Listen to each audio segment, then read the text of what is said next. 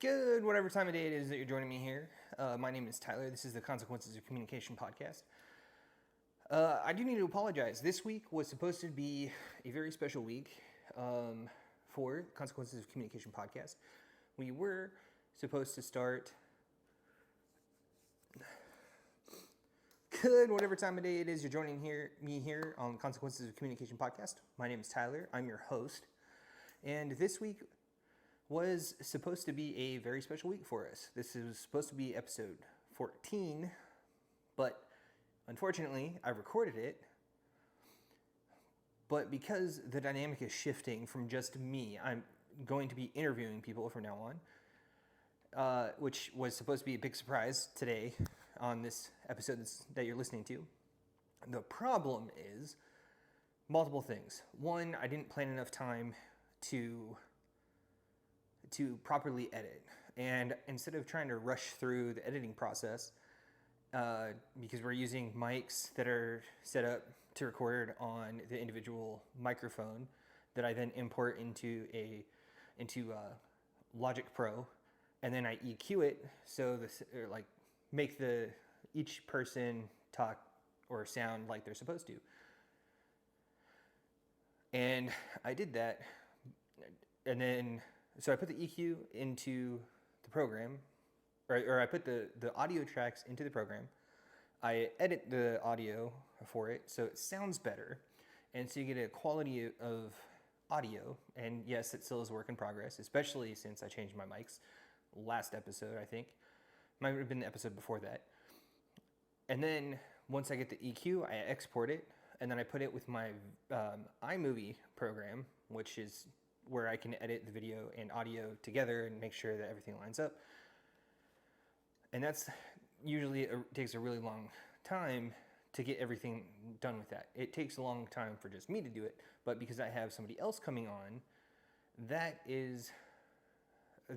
increased the time 2 or 3 working hours. Like, not just increase it by 2 to 3 hours, it's 2 to 3 times the hours that I need to put in to edit it. So I do apologize about that, but I am owning up to my mistake.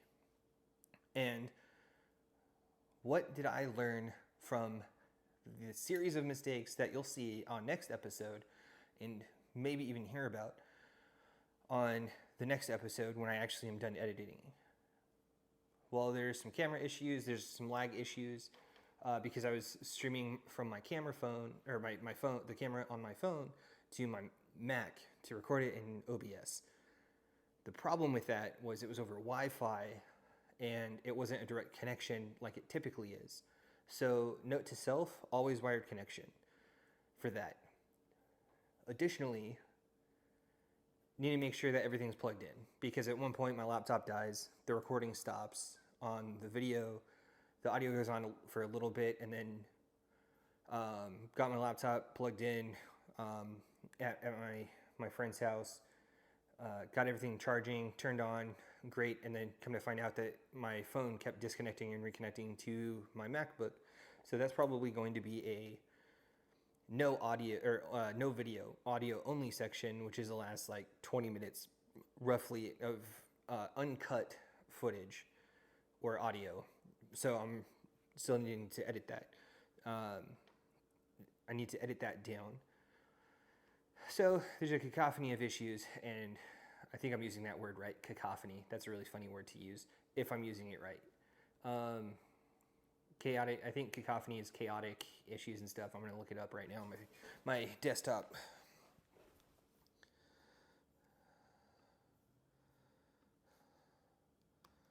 Cacophony.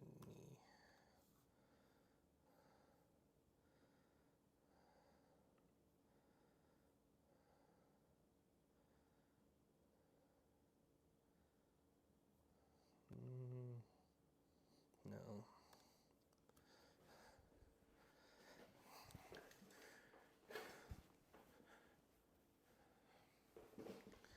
All right, so cacophony was not the right word.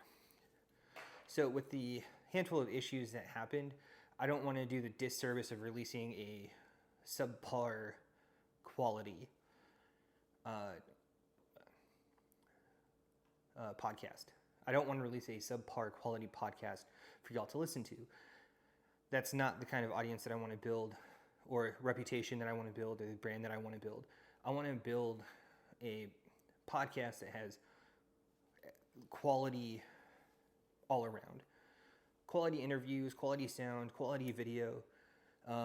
Unfortunately, I'm not able to re-record this podcast in time to get it out. So from here on out, those are the lessons learned.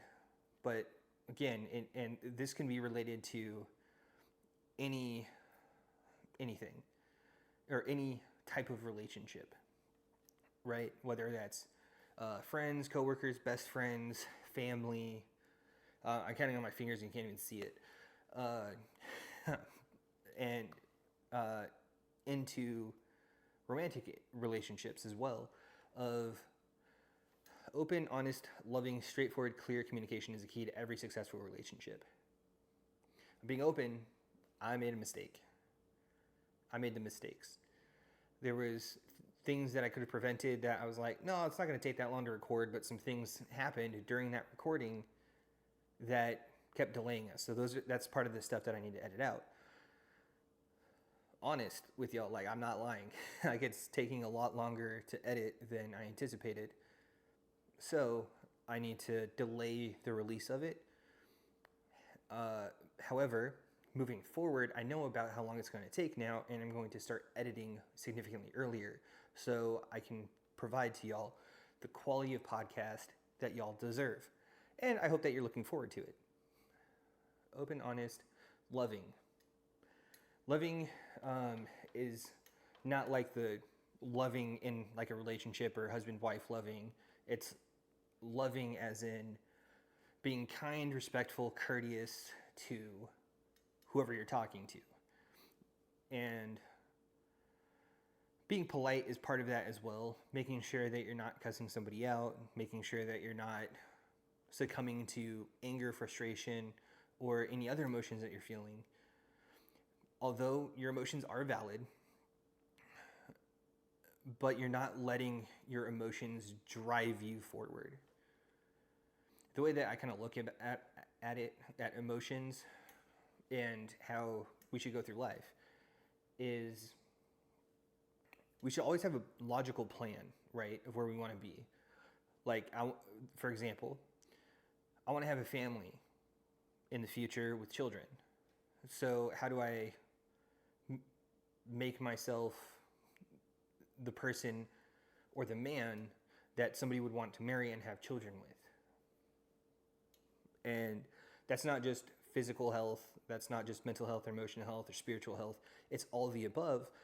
And a big part of that is knowing when, how, why you messed up, and admitting it to yourself first. I messed up. Admitting it to those who are affected by it. Hey, I messed up. I'm sorry that this podcast is delayed. I'm sorry that I didn't answer my phone when you were in a dire situation with your tire popped on the side of a highway where you couldn't change your tire and nobody can help you. And you're holding up traffic. Like, I'm sorry you went through that scary scenario. Whatever the case may be, you own up to it. And you have the logical component of planning for things, of this is where I want to go. And those are fueled by emotions. I like to use the car analogy. Like, the logic is the actual driving of the vehicle, right? So the steering, the acceleration, the brakes, the blinkers, the hazard signs, the headlights, all of that is part of driving. Like, that's part of the logical side of it. The logical side is, oh, my exit is coming up in 2 miles. I'm going to get over to the right so I can prepare for that exit so I'm not cutting people off and there's a less likelihood of me getting into an accident. Whereas the emotions are like the gas. Because without your emotions being the fuel source, Like you're taking away joy, you're taking away happiness, you're taking away sadness, fear, anger. All of those things in the right context are beautiful emotions to have, but you have them under control.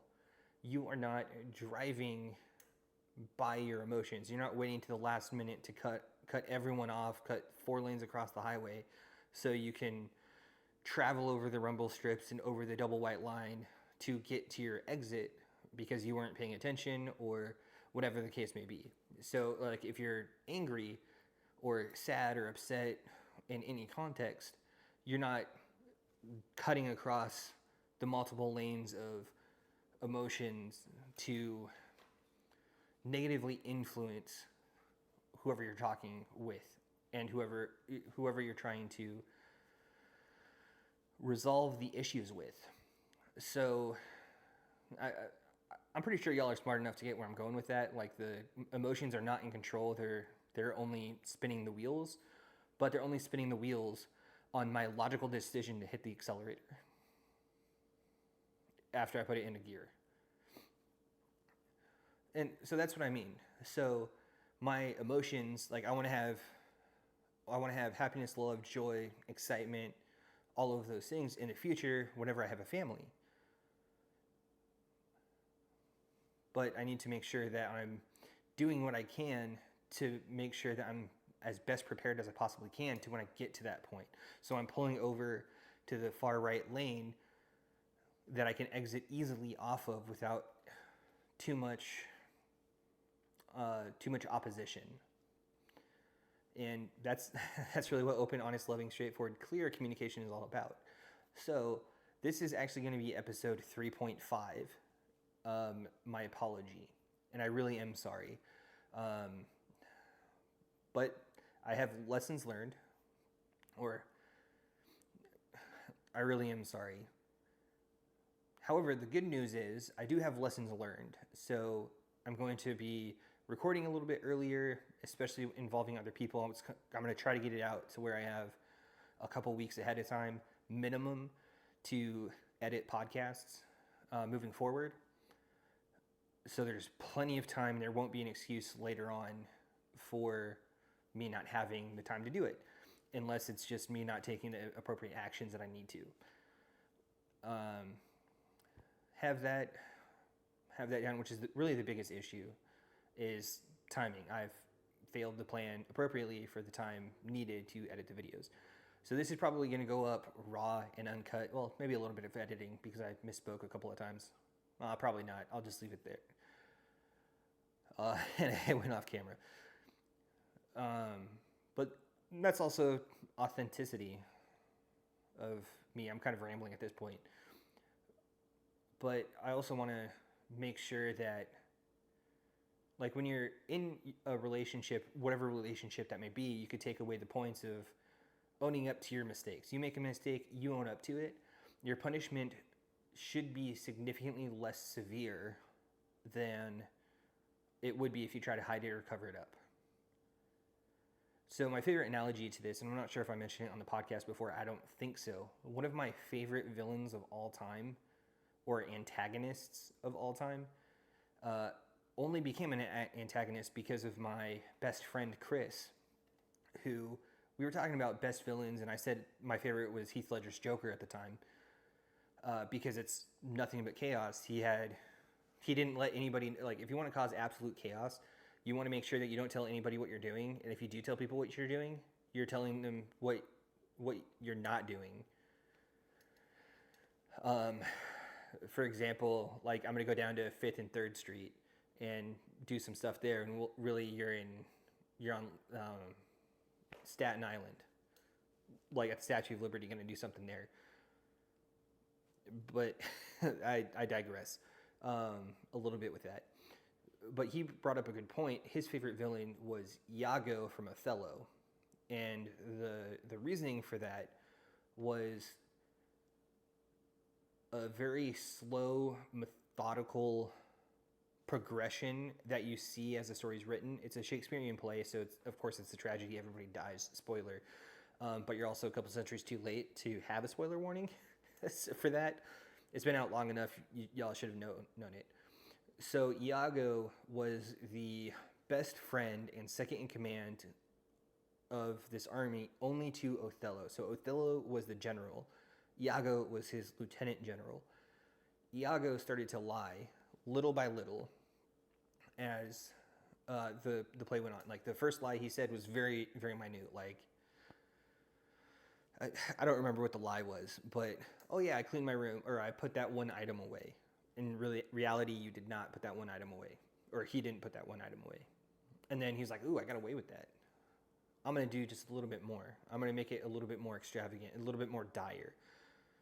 And before you know it, he had this web of lies that if you keep doing that, you keep lying to cover up a lie that you told about, and you lie about covering up the lie, and then you lie about about covering up the cover-up to make sure that you stay in the good graces of somebody, that is definitely not the right way to do it, because eventually they're going to be hip to your groove about how much of a liar you are. And he caused his own downfall, but he didn't fall by himself. He's like, hey, if I'm going down, I'm taking everybody down with me. And that's exactly what happened. And because he's also my favorite villain because he's more of an intellect, as opposed to, I'm a big baddie, gonna punch you until you submit to me, or I'm gonna kill you, or whatever. I probably shouldn't say that, but whatever. Like, it's not like Thanos, where he beats the Hulk in hand-to-hand combat and then gets the Infinity Gauntlets and snaps half the universe away. And then trying to snap the whole universe away and rebuild from zero, as in Avengers Endgame. Like, it's not like that. He's an intellect. He played it very smart for being an idiot.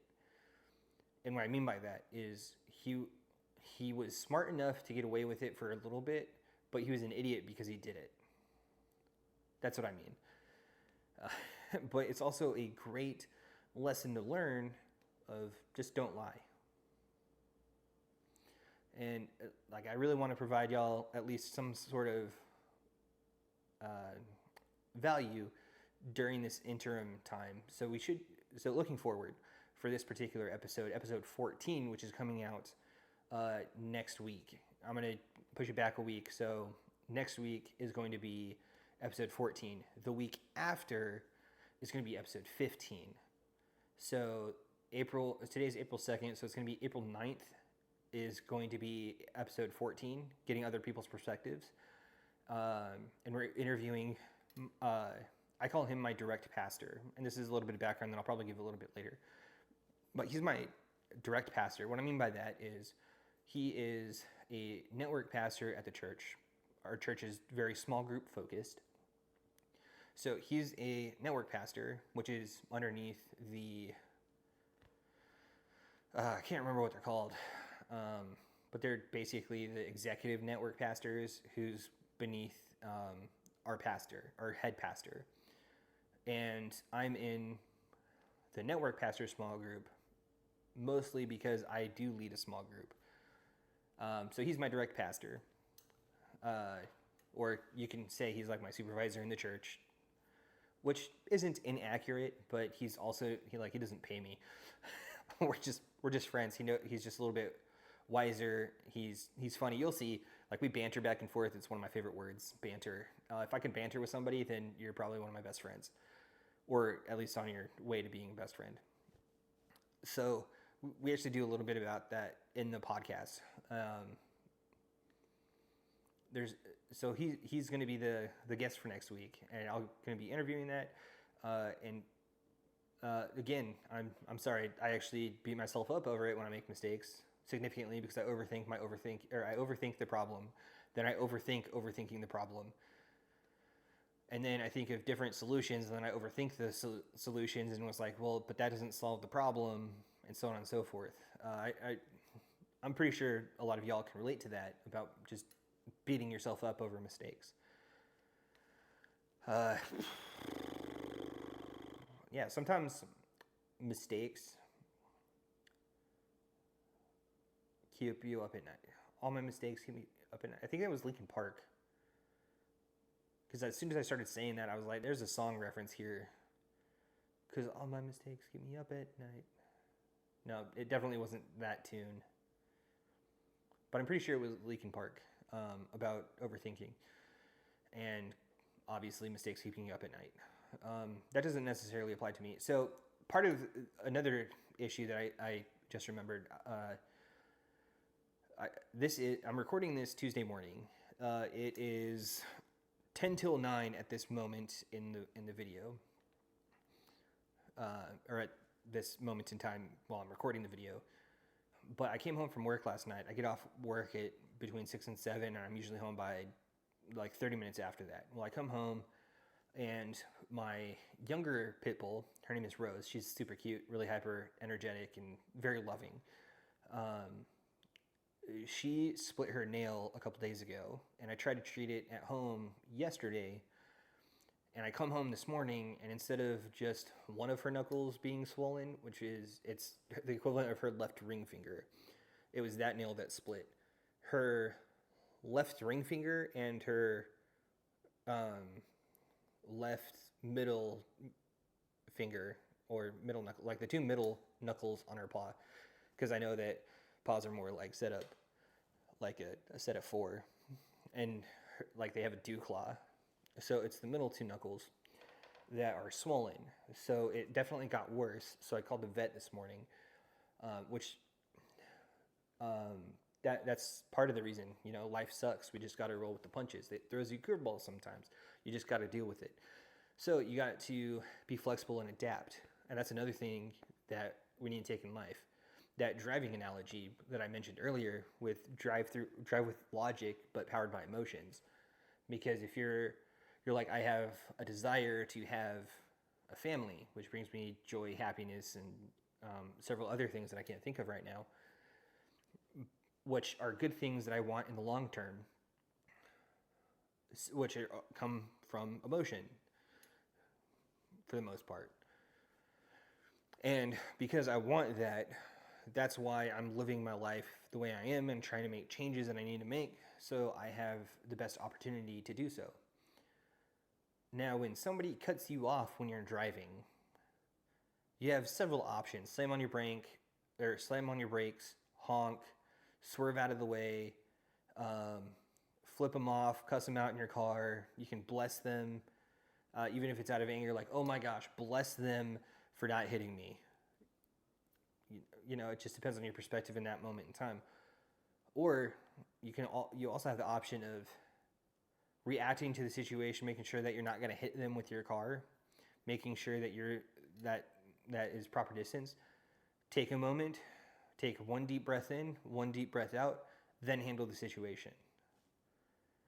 Granted, I know that there's some occasions that breaks down. Actually, every analogy breaks down at some point. But you at least have the time to basically stop and smell the roses, or take a momentary reprieve so you can deal with the situation at hand. And that's what I found to be the best way to deal with the curveballs of life. I used to be a planner. When I first moved to my first duty station in the military, started making friends. And when I moved there, I was under the assumption that everybody planned, like everybody who was an adult planned. And it was very few and far between that those didn't. But it was a small town in Texas. And I met my best friend Chris there. Him and he decided to invite me to go dancing with a group of friends from church. And I really appreciate that kind of environment or that kind of context, because there's men and women that are going. So there's no, and they're all friends. So there's no ulterior motives for the most part. I can't speak for everybody, but there was definitely no ulterior motives for me going dancing with this group of friends and learning how to dance with the women dance partners. And what he would do, or what I would do, is once I got in a routine and got my work schedule figured out, so I know when and what weekends I could go dancing, I would plan out like a week and a half, 2 weeks ahead of time, invite the friends that I made. Nobody would reply and nobody would show up. Night ruined. That would get me really down. And to top it off, to make it worse, my buddy Chris would be like, "Oh, well, we usually meet for dancing in like an hour," and then he'd send out a max text, "Hey, does anyone want to go dancing?" And then everybody shows up, and I'm like, "Oh my gosh, this is so frustrating." Like, how is he able to get people to show up basically last minute, and then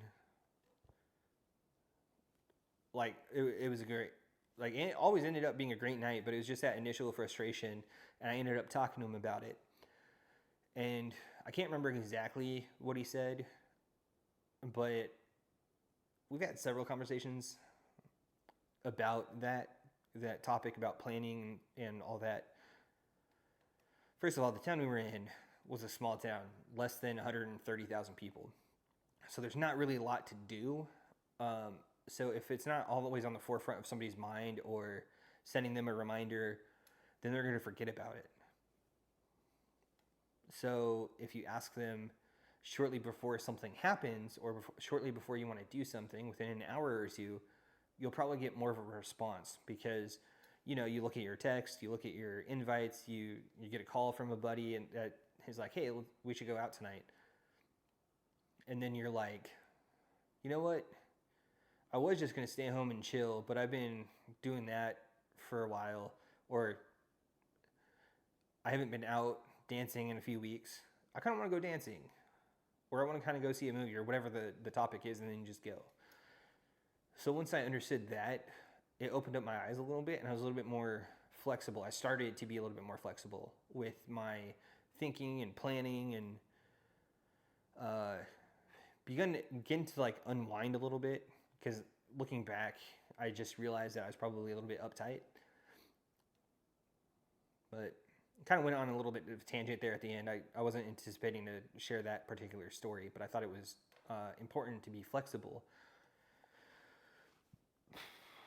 Excuse me. That's probably going to be in there this time, because I don't really have time to edit. I'm about to go take a nap. I've been up for like 15 hours at this point. So I'm going to take a nap before I take my dog to the vet, and then come back and take another nap before I have to go to work.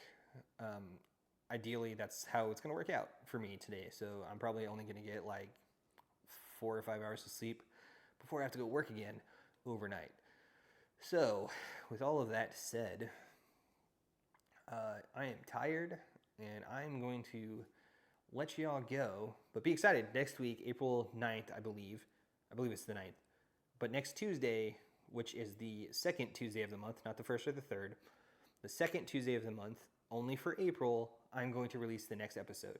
It's just because, again, I messed up on the timing that it would take, or the time that it would take to edit the video to get to the quality that I want to be able to produce for y'all. But the next episode, I should have plenty of time to edit that, as long as like they're recording this week, which hopefully should happen. I'm about to, before I actually go to bed, I'm going to message the next guy that I want to interview, and hopefully, I know that he does want to be interviewed. It's just timing wise, and he's part of the church as well. And after Easter, things should be calmed down a little bit, and we should be able to get that interview, or I should be able to get that interview knocked out this week. Ideally, if not, I have somebody else in mind that he doesn't know about it yet. So with that done, so we have a couple other people lined up, and I'm going to try to get people outside of the church that are maybe local business owners, so we can get a business side of perspective on how to communicate, and what that really looks like. Because really, at the end of it, you're not communicating between like yourself to a business, or your business to another business. You, a human, are communicating with a human at another business to see if you can make a deal happen, whatever that deal looks like. Or whether that's just a one-time deal, a partnership, or whatever. Like, I don't really know what that looks like, because I don't have a business yet, unless you count this podcast. And I am just rambling. I know there, but I do appreciate y'all tuning in. I do appreciate your understanding. Please let me know down in the, I guess this isn't, if any of this helped you, this like off the cuff rambling, we'll call it that, off the cuff ramblings. That's actually a pretty cool title. I'm probably going to use that, off the cuff ramblings. I got to remember that. So when I type it in right after this, I'm saying a lot and a lot of filler words. But if you enjoyed this off the cuff ramblings about life circumstances and how you can relate that to relationships, then please drop a like, add a comment, share this with somebody. If one of the topics that I covered really resonates with you, or you thought of somebody while I was talking about one of those topics, please share it with them. They'll probably get a kick out of it. But until then, until next week, y'all take care, and I appreciate your understanding. Have a great day.